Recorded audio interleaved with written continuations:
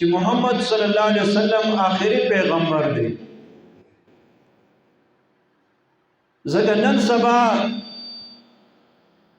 په دې عقیده باندې مشران لوم ځان پوهه کول پکار دي او دا اهم عقیده د دین او د اسلام دا خپل بچی ته نسل ته ښودل دي چې د ختم نبوت عقیده څه شی دی.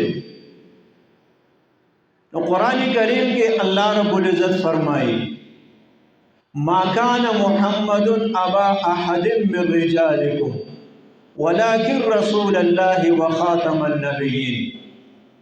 د نبی علیہ الصلوۃ والسلام د ختم نبوت متعلق الله رب العزت بخبر فرمایلی دي چې ما كان محمد ابا احد من رجالكم، محمد صلی الله علیه وسلم پتا سو کې د چاپلار نه دی، پنارینو کې د چاپلار نه دی د امت.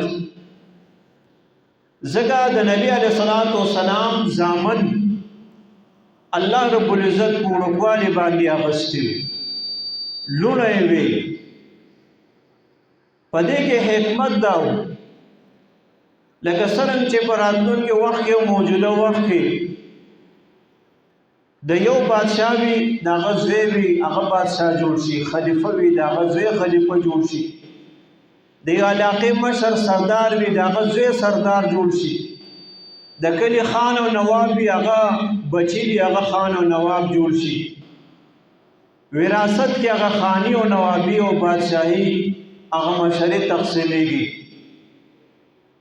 نو آینده وخت کې د دې د ختمولو لپاره چې انبیاء کرامو کې وارثان پیدا نشي، اسنه چې محمد صلی الله علیه وسلم زامن دی لوی شي بیا د نبوت داوږي او د خپل پلار هغه میراث نبوت هغه باندې داو کې جذب نبی یما ځکه زما پلار پیغمبرو. نو هغه اشکال الله رب العزت ختم کو د محمد صلی الله علیه وسلم بچی الله رب العزت زمان پوړکوالی باندې اغستی دي.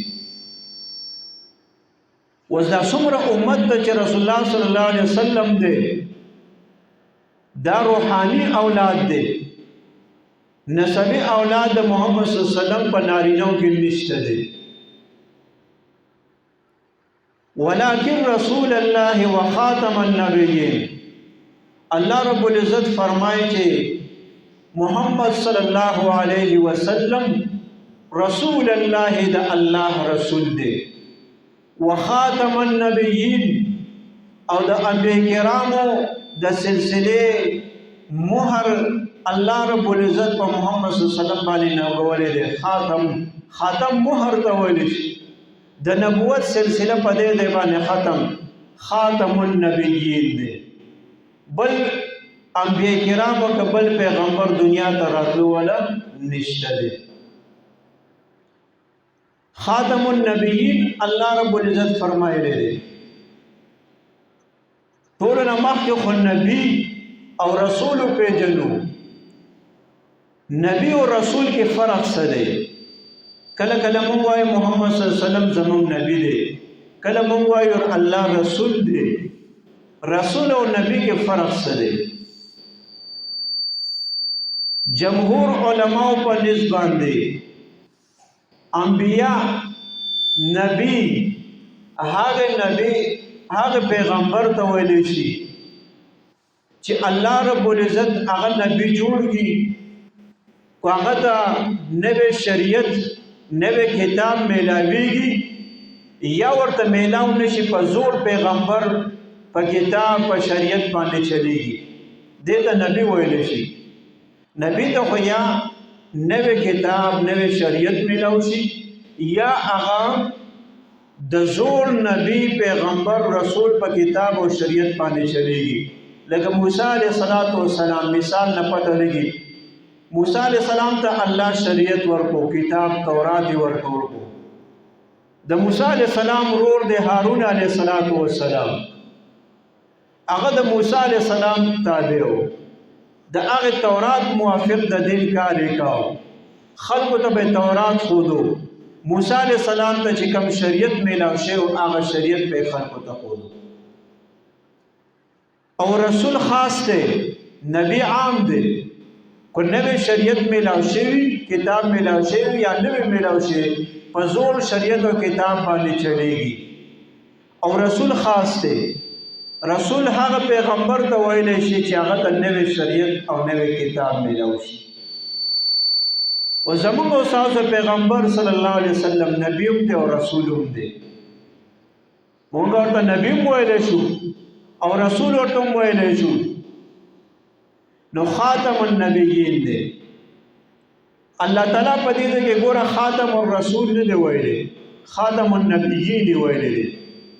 ځکه چې آینده وخت کې کو یو سړی را پاسي او دا دعوه کوي چې زه نبی یم، نو نبی سره خو شریعت نوی هم کېدی شي، نوی کتاب ورسره نشي کېدی، دا هم کېدی شي. نو که ته بیا وایې چې نبی ستا سره څه ثبوت دی چې زه د تیر پیغمبر په شریعت باندې راغلی یم، زه نبی یم، نو د دغې دعوې د ختمولو دپاره الله رب العزت خاتم النبی نه وي، خاتم الرسول نه دی ویلی. دا اهمه مسله ده.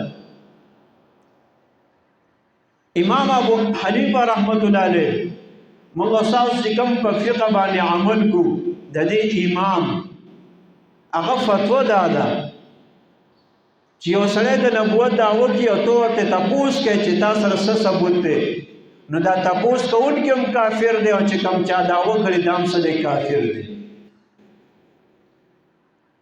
او د نبوت دعوه کوونکی دا د اسلام نه خارج دی، کافر دی او مرتد هم دی. دا زما ستا په عین کې